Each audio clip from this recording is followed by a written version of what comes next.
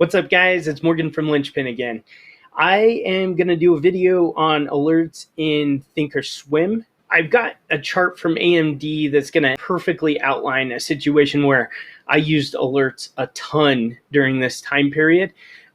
So what I'm going to do is I'm going to kind of put in a channel to kind of show you the trend as far as AMD's charts, where it was getting kind of overbought and oversold.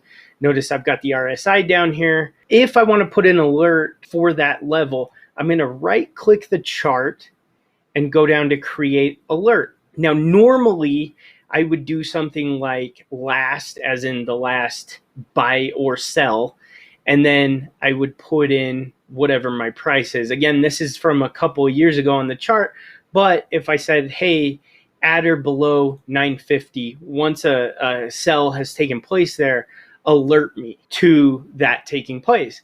If I go down to this notify with section, there was a question about being able to play sounds. There is an ability to set that up, and you can select from these options. You can even put in custom sounds like it'd be like Back in Black by AC/DC or something good, actually. But long story short, I would set up these alerts so that it would go off. I know I need to buy the stock, and then that way I could be on another screen or whatever doing it. So there is that ability to set that up. Now, there was a question specifically in regards to custom studies. Now, from what I see here, there is an ability to set that up for certain custom studies. I haven't figured it out or used it for my reversal signals to this point to address that specific question. I apologize. However, that's in part because normally when I'm watching for those reversal signals, I'm doing it live. I'm not off doing something else. I'm actively trading those reversal signals. Again, those are normally a visual thing for me. So as far as setting up sounds, a lot of you may be much smarter than me in regards to this. It does appear that there is an ability to go in and select conditions and put in sounds. I've yet to be able to do that with anything outside of just standard pricing related conditions.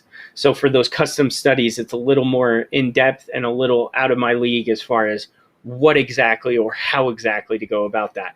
But long story short, these were extremely valuable to me because I would oftentimes set them at or near highs.